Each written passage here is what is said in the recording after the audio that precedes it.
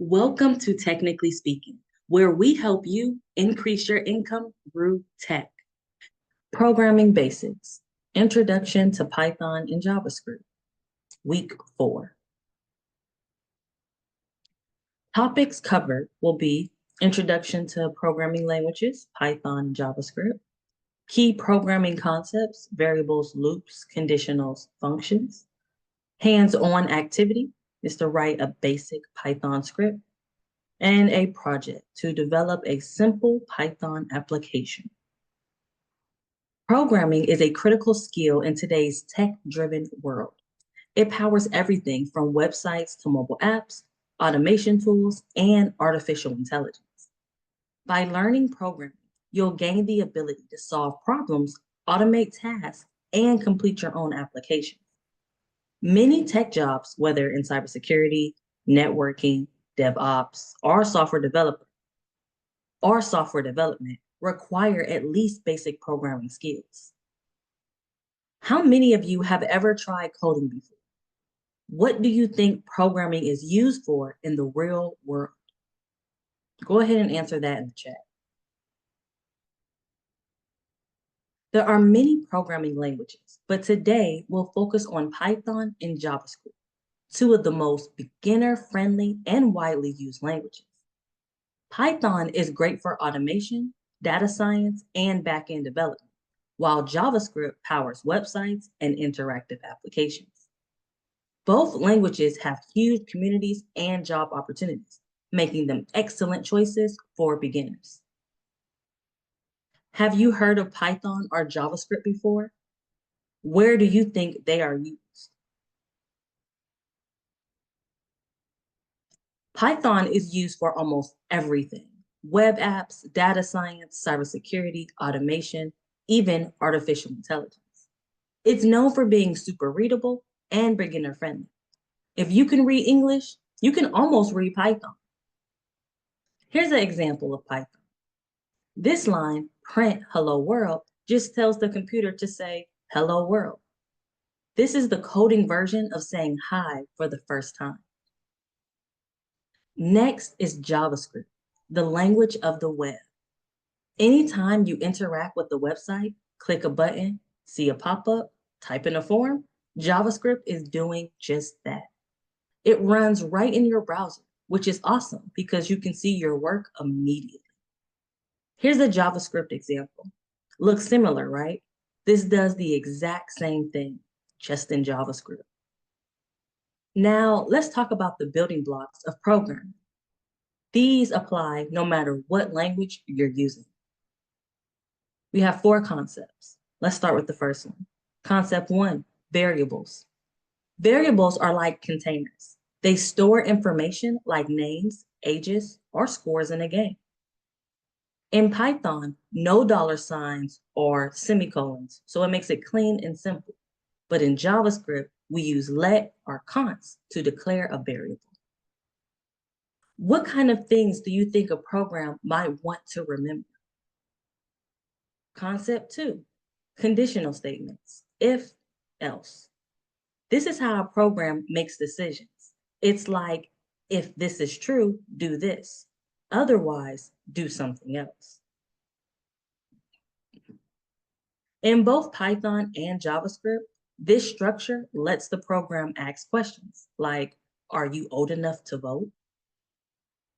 Can anyone think of a real-world decision a program might need to make? Concept 3, loops. Loops let your program repeat something. Instead of writing the same thing 5 times, you write a loop that does it for you. Both these loops say hello 5 times. In real life, we use loops to go through lists, repeat actions, or automate tasks. Where do you think loops show up in the apps you use every day? Concept 4, functions. Functions are reusable blocks of code. Think of them like recipes. You write it once and you use it whenever you want. In this example, the function says hello to any name we give it. This helps us create a code. This helps us keep our code clean, reusable, and organized. Why do you think it's important to reuse code instead of rewriting it? That's it. You now know the core concept of almost every programming language. Next, we'll use these skills to build a small project, your first Python program. This is where you go from learning to actually building. Now, let's write a simple Python program to see how these concepts work together. You will build a basic calculator that can perform addition, subtraction, multiplication, and division. Coding is about trial and error, so don't worry if you make mistakes. Debugging is part of learning. So today we're going to build something that every programmer starts with, a calculator. It's simple, but it teaches you everything from taking input, using logic, to displaying output. So let's start with the function. We'll use def to define a function in Python. A function is like a mini program that you use to reuse. Our calculator will live inside this function. Now we're using input with the parentheses to get data from the user. Then we will store it in variables so we can use those variables, those values later. Now notice here how we're also using float with the parentheses. This makes sure that we can use decimal numbers as well. Here is where the decision making happens. This is called a conditional. If the user types plus, we'll do addition. If the user types something unexpected, it'll show an error. Notice the structure if, else if, which is the ELIF, and else. It lets us create choices in our program. Now our function doesn't run until we call it. That's why we write a calculator with parentheses at the bottom. Now it goes up and runs everything inside the function.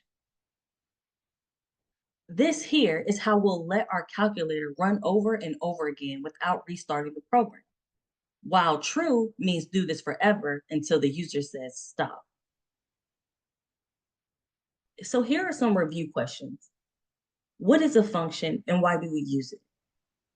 What's the purpose of a variable? How do we make decisions in code? And what would you add to this calculator to make it better? Now that you've written a simple script, it's time to build a small project.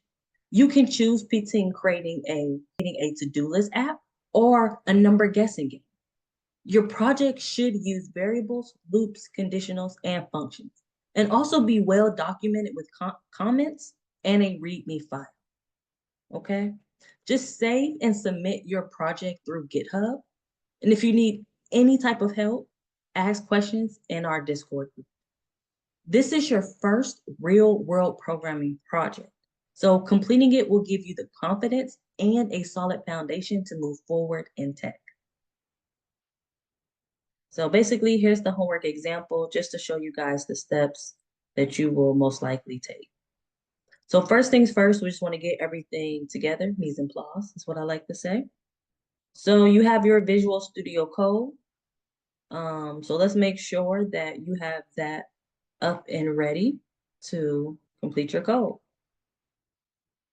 Okay, so to complete the project, here are the requirements. We have to write and test our Python program, save the script and make sure that it's comments explaining each step, create a README file to explain how to run the program, and then submit it via GitHub. So first things first, let's write and test our Python program. So I'm going to choose to do the number guessing game project. And what I like to do when it comes to creating a code, I already know what I want. It's a game that a random number will be generated and the user must guess it. Okay, so it's gonna say pick a number between 1 through 100, or just pick a random number, right? And then the end user puts in a number 5 and it's gonna say, oh, too low, too high. If the user gets the number, then it's gonna say, okay, yes, that was the number. That is the logic behind the number guessing game that I want to build. Now, what I do, because I'm not a software developer, but what I like to do, and I see other software developers do in the field, is they ask AI to write them this code. For me, I use ChatGPT. I don't know, you can use Claude, you can use other AI software platforms that you want. But for me, ChatGPT is tried and true. So I go ahead and I ask, hey, ChatGPT, can you create me this code? And it says, sure. I tell it the logic that I want, and it basically gives it to me, like a number guessing game, whoop-de-whoop-de-whoop. So I see in the chat, someone says, so does it make sense to use AI to write code? I'm going to say yes and no, and I'm going to break that down. Now, this is why it does make sense to use AI for coding. One, faster prototyping and development, right? So AI can help you generate code. It can help you build the UI layouts, API routes, data models, and so much more, which really just saves hours, especially for repetitive tasks and just the standardized components. AI can also act like a 24/7 coding tutor. So it can explain concept code line by line, suggest better practices, and can help beginners like you build confidence and myself build confidence, right? If you already know what you want to build, AI helps turn your ideas into the real applications quickly. So it's really huge for, IT professionals that just want to automate tasks, freelancers building that MVP, and startups and solo entrepreneurs or solopreneurs.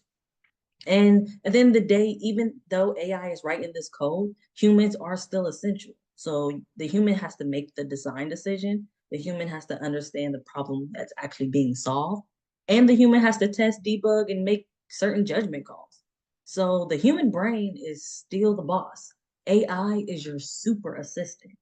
So it's not really about AI versus developer. It's about the developers who use AI and the developers who don't use AI.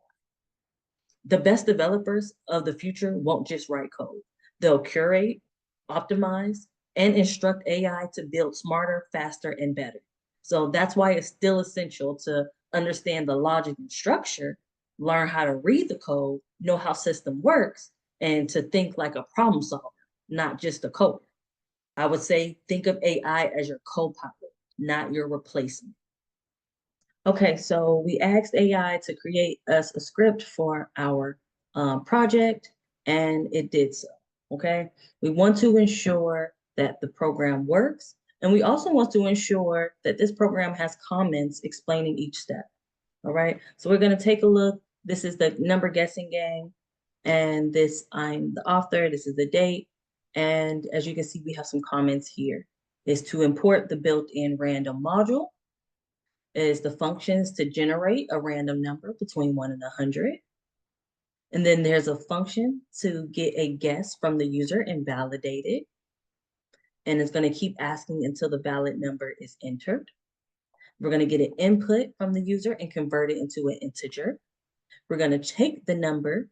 We're going to check if the number is in the valid range. And we're going to return the valid guess. And we're going to handle any errors if user enters something that's not a number. And then the function is to check to see if the guess is too high or too low, or is it correct? Then we have the main function that controls the flow of the game. All right. We're going to generate a secret number for the user to guess, keep track of how many guesses the user makes, and initialize guess to none so the loop starts. And then we're going to keep asking for guesses until the user guesses correctly. All right, get a guess from the user, count the attempt, provide feedback. Once the correct number is guessed, congratulate the player, and then run the game only if the script is executed directly. All right, so it's heavily commented on exactly each step, each thing that's going on in this program, each line of code, which is great. This is how you're going to learn. These are very, very simple scripts that all new programmers do. So it's great for you to use AI to hurry up, to speed up your learning curve. So you can, instead of writing code line by line, be like, okay, what function do I add here? What loop should I add here? We can speed that up and have AI say, hey, Here's the function. It's going to go right here, and it goes right here to do this and to do that, right? You can get real granular with this if you want. So boom, make sure this is saved in your folder, and we're good to go. We have our Python, and it is saved, and it's heavily commented, explaining each step. Now, what we also must do is test this to make sure it actually is working how we want it to work. So right here in VS Code, we can go up to terminal, click and say new terminal, and come into here, make sure we go to our program, or excuse me, go to our folder. So I got to change directory and go into the Bootcamp folder, TFBC, and then that we're going to run this program, okay? Python space, we're going to say whatever you named your file. I named it numbergame.py. We're going to enter. Welcome to the number guessing game. Enter your guess 1 through 100. Let's pick 99. We're going to say too high. Let's do 56. Going to say too high. You're going to do 12. Too high? To do 4? Okay. Dang, it took me 7 tries to get to 3. That's crazy. Let's run it again. Let's say if I do 2.3, enter. Enter a number. Oh, what if I do, oh, invalid, I gotta use whole numbers. Okay, cool. So what if I do, oh, see, so I can't add boom, boom, boom. So what I would have to do is 1 through 100. Let's do 78. Too low, 89. Too high, 75. Too low, 77. Too low, 78. Okay. Okay. 82. It was 82. And it says it took me 7 tries. So 7 is my number because it took me 7 and 7. So yes, sir. Okay, cool. So the game works as expected, as I wanted to work. So you as the human would literally write down, get you a piece of paper and a pencil and write down, I want to create a program that does this. And you would map out the logic and what it, what's the expected outcome, and feed that bad boy to AI. And AI is going to create you a code, a script. You save that script, and you run it and you test it. All right. It looks good to me. Looks good to you? Okay, cool. So now I saved it. It's all good. Now I need to create a read.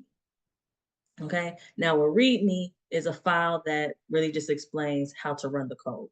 All right. Now a README, you may see it like this, READ, read. You may see something like this on GitHub. It's just a text file that gives people a quick explanation of your project. And it tells them these core things: what the project is about, how to use it or run it, what tools or skills it uses, and who made it. All right, the .md just stands for Markdown, which is just a simple way to add formatting like bold, text, bullet points, headers, all that stuff. So think of a README as like a cover page plus instructions for your project. Okay, I do have a template that you use for your code and your README, so just download that and you can use that. Again, you can use it to feed AI and say, use this template and create a README for this. And we're going to do a new file, text file. I'm just going to paste it. And let me just push this down. And you can see this is my README. And I can literally, I can save it. Save as, read .md. Okay, save. Boing. Now we have a README. We have our script. It has comments explaining exactly what to do. All right, everything's good and gravy. We can move on. Now we have to submit this project. And we also want to ensure that, if we make any changes to this project, we can update it as we share it. So what we need to do is upload it to GitHub. Now, GitHub is an online platform that lets you save your code online, backup. It tracks changes, version control, and you can work with others like a collab. And just helps you just build this public portfolio for your projects. Now, build on top of that is a tool called Git. It runs on your computer. So GitHub is the cloud version where all your code lives, like Dropbox for developers, right? But only smarter. That you should be able to get here. Oops. You should be able to get here for your project, okay?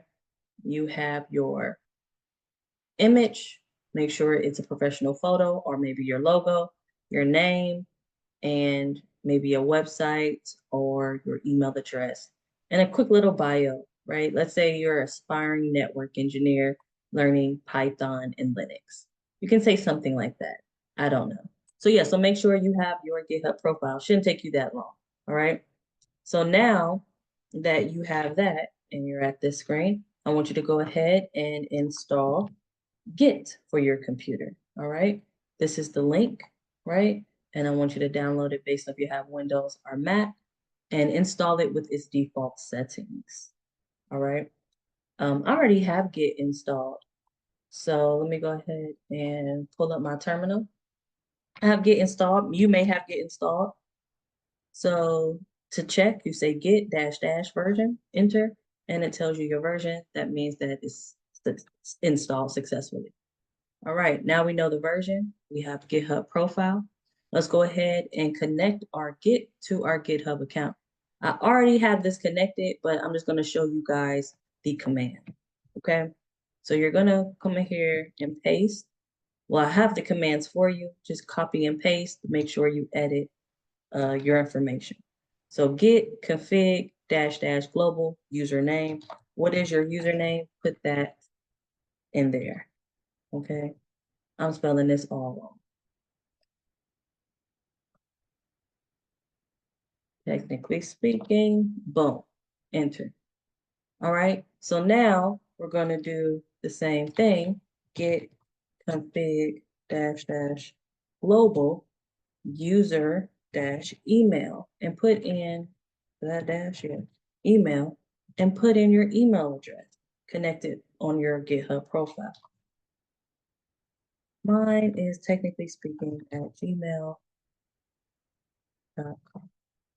Okay, boom, press enter. Shouldn't give you any errors. That means it should go through. So now we have to go back to our GitHub, okay, wherever that's at. Hold on. We have to go back to our GitHub. We have a plus sign at the top. We're going to click on that and say new repository. And we're going to name it, right? I already have number guessing game. So let's call it guessing game. Okay? That's what we're going to call it. And the description is a random number is generated. I already have this as a description, but you get the gist. Add a README, right? We don't want to add a README. We already have that. I don't think we need to add that. And you can add and get ignored, but right now we're just trying to get the basics. We can learn all that later. Create repository. We can learn all that as we go, actually. Okay, cool. So boom. We now have an online space for our project, guessing game. Okay. So the next thing we want to do is upload our project from our computer. So we're back in our terminal and make sure that you are in your project folder, okay? And you're going to put in this command, which is git remote, which I already have this, but we'll see if it goes through for me. But I want you to put these commands.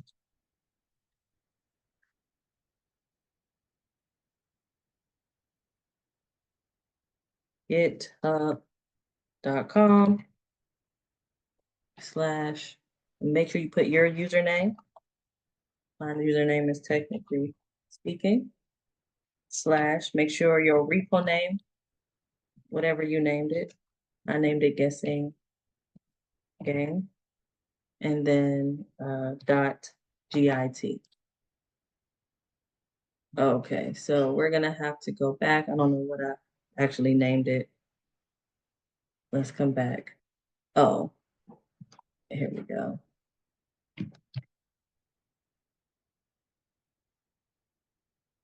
And let's go ahead and paste that.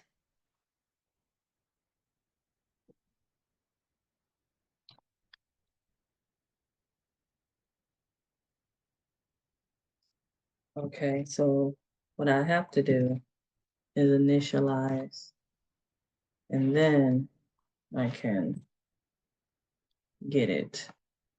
Then after I initialize, do the get remote add.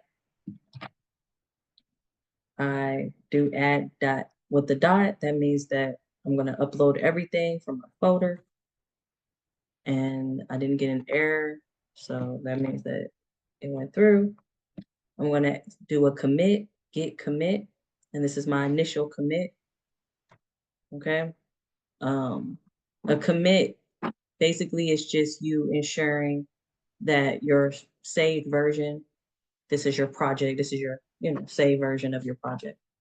You're ensuring that it's saved with a commit. So now you're ensuring that that's saved. You have to push your code to GitHub. So you got to push it up to the site. So you're going to put git branch m main. That didn't come back with the code, so that's good. So then we're going to git push UORIN main. And it's going to push the code, and it's going to be, as you can see, it's now live on GitHub. So let's just go ahead and verify with a little refresh. And we have our README.md and our number guessing game. Okay. The README also shows here because it's the markdown. Okay. And it shows you how to run it. Now, if you ever make a change for any reason, you literally do your change in your VS Code and you save it, and you just go and do these again, which is the git add dot, and then you commit and you push. And that's it, right? So you can download the GitHub desktop if you want to be more user-friendly. The actual terminal is really good. It's better for you, honestly, because it helps you gain these skills. The GUI is always good. It's beginner friendly, but I just think you should always stay in the terminal. All right. Now that our GitHub, our code is pushed up to GitHub, we can literally just save it. I mean, share it because it's already saved. So you can come up and just literally share that. Okay. Or you can share, copy it this way. Doesn't have any SSH, but there you go. You have now completed the project. So here are the top career paths for programmers 2025 and beyond. 2025 and beyond. Software developer, software engineer. What they do is build applications, websites, tools, and platforms. The languages you would use is Python, JavaScript, Java, and Go. All right.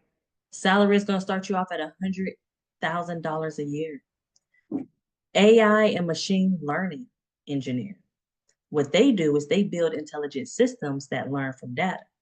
They'll get into the languages of Python, R, TensorFlow, and possibly PyTorch. Their average salary is going to start them off at $140K a year. Blockchain and Web3 developer. What they do is build decentralized apps, smart contracts, and blockchain infrastructure. The languages they would use is Solidity, JavaScript, Rust, Python, and Teal. Average salary would be starting off at $120K a year. It could even go higher at startups. Full stack web developer.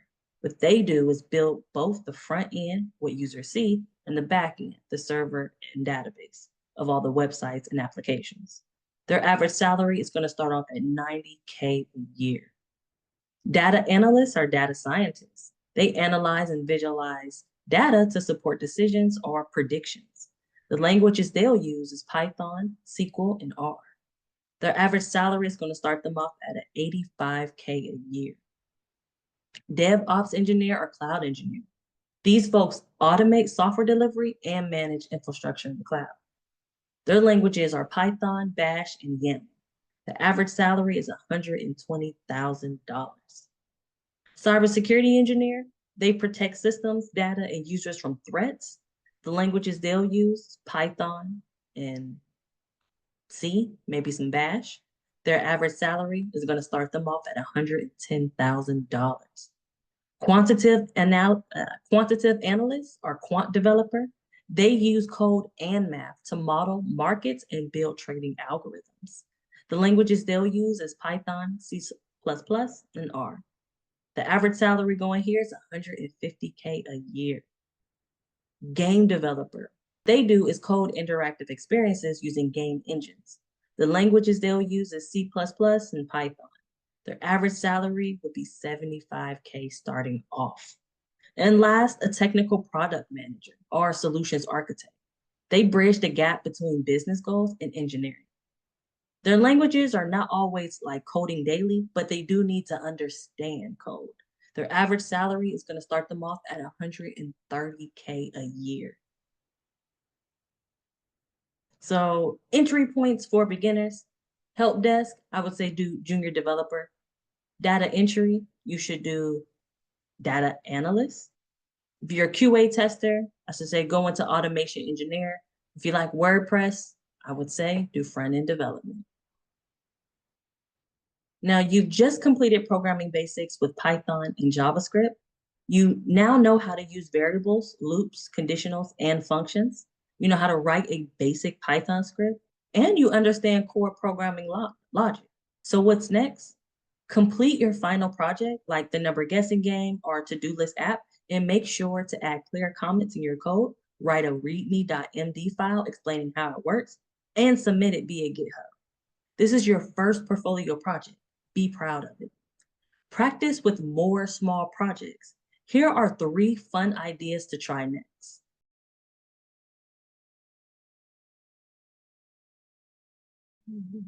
Repetition builds confidence. Now that you know the basics, you can explore tech career paths like junior Python developer, data analyst, web developer, QA tester, or an automation specialist. Your next move is to choose 1 to 2 tracks to research more deeply. Then add or improve your skills with tools like Git in GitHub, VS Code, Rebuild or Juniper Notebook, and Markdown. Now you can update your resume in LinkedIn.